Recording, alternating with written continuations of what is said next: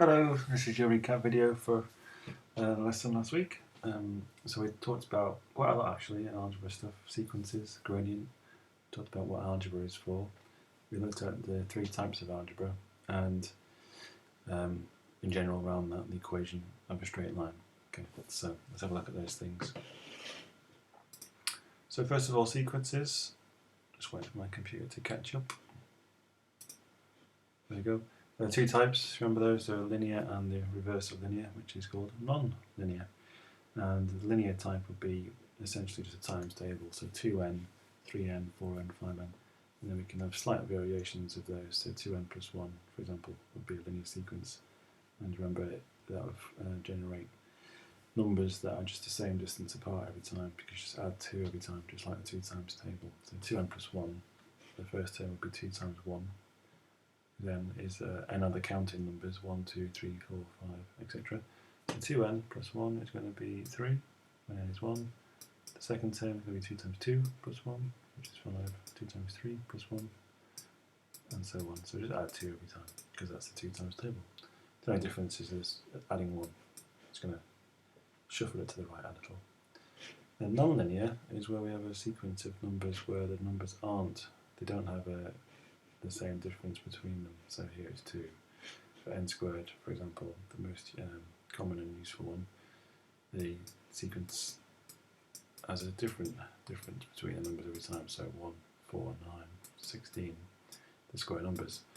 The difference changes, so it's 3, 5, 7, 9, which funnily enough is that sequence, 3, 5, 7. And that's known as a secondary difference, or a secondary sequence.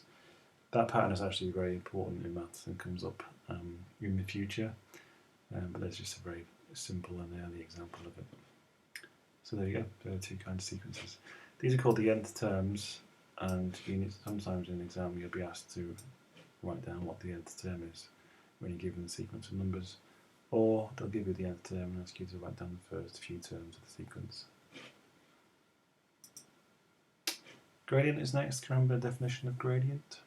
Might be an idea to pause it and think about what that definition was. Okay, so hopefully you paused it and thought, and hopefully what you came up with was, for every one I go along, how many do I go up? So remember, gradient is a measure of how steep something is. So if I go along 1, then it's how much I have to go up to compensate for the steepness of the hill. So in this case, let's say I have to go 1, the gradient, which we call m, is 1. So if I go along 1 and then go up 2, because of how steep it is, the gradient is 2, just because it's steeper. And the bigger the number, the more steep it is. Yeah.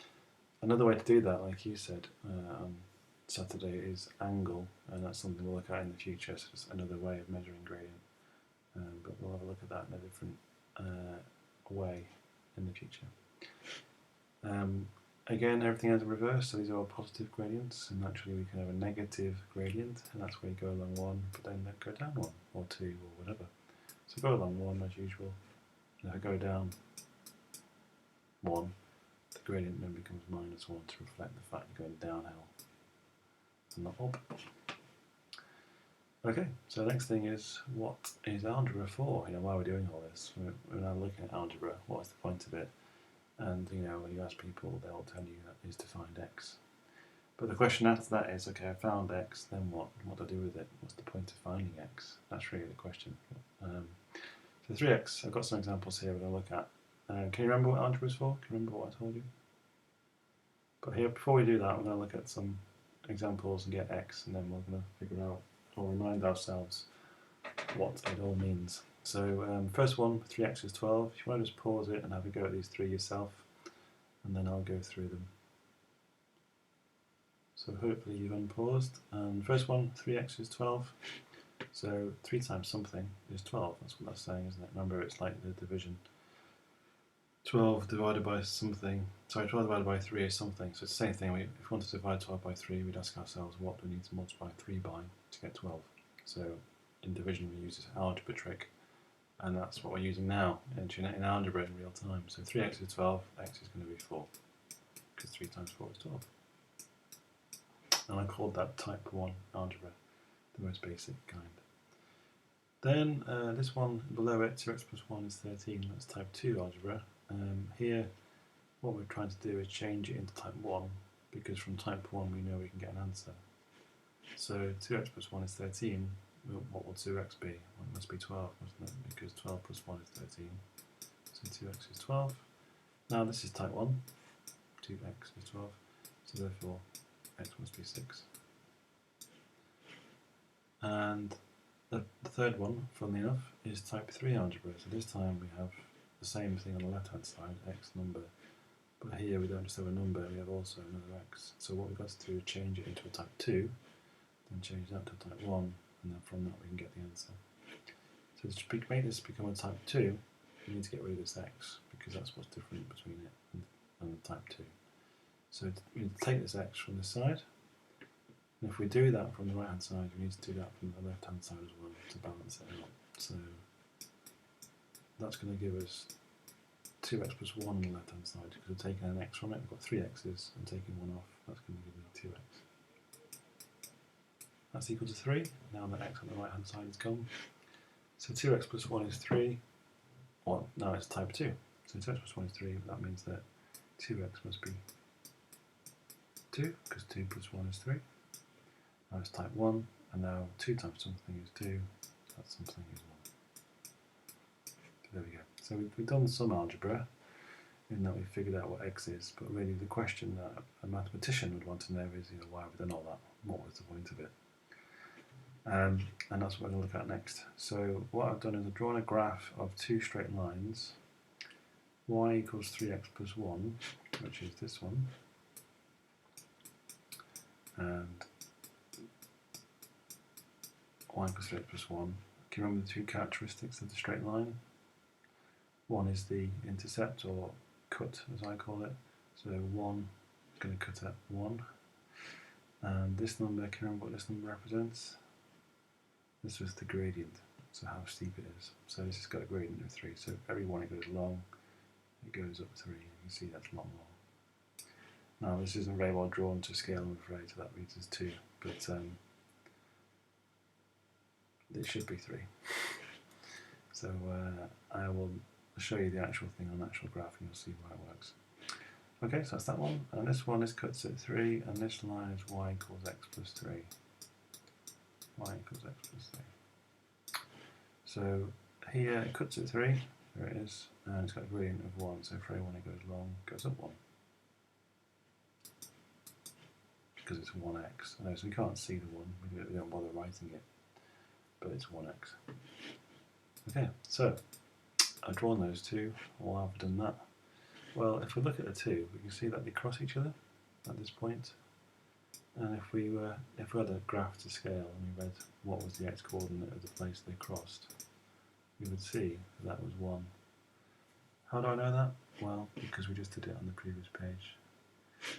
Because y equals x plus 3 and y equals 3x plus 1, they both equal y, or they both equal each other, because if they equal y, they must be the same thing.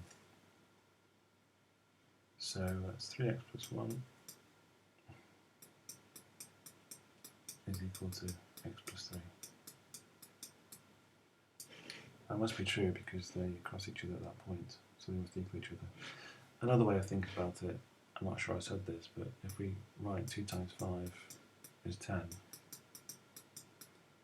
and 6 plus 4 is 10, I could now write that without even mentioning 10. I can say that 2 times 5 is equal to 6 plus 4. So because they're both equal to the same thing, i.e. 10, they must be equal to each other. Now these are both equal to y. X plus 3 is y, 3x plus 1 is y. So since they both equal y, they must equal each other. So I can write that 3x plus 1, x plus 3. And that's what we did on the previous page. 3x plus 1 equals x plus 3. There it is. And when we solve that, we got x is 1. And that tells us where those two lines cross. And that is what algebra is for, is to find out where two lines cross. And it could be a line and a curve and a curve, a line and a circle, curve and a circle and a circle. But whatever they are, we're trying to find out whether they cross each other. Okay, that's it. So I'll just quickly show you that on a graph, so you can see it's a scale.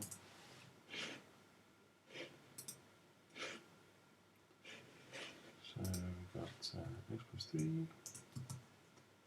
and 3x plus 1.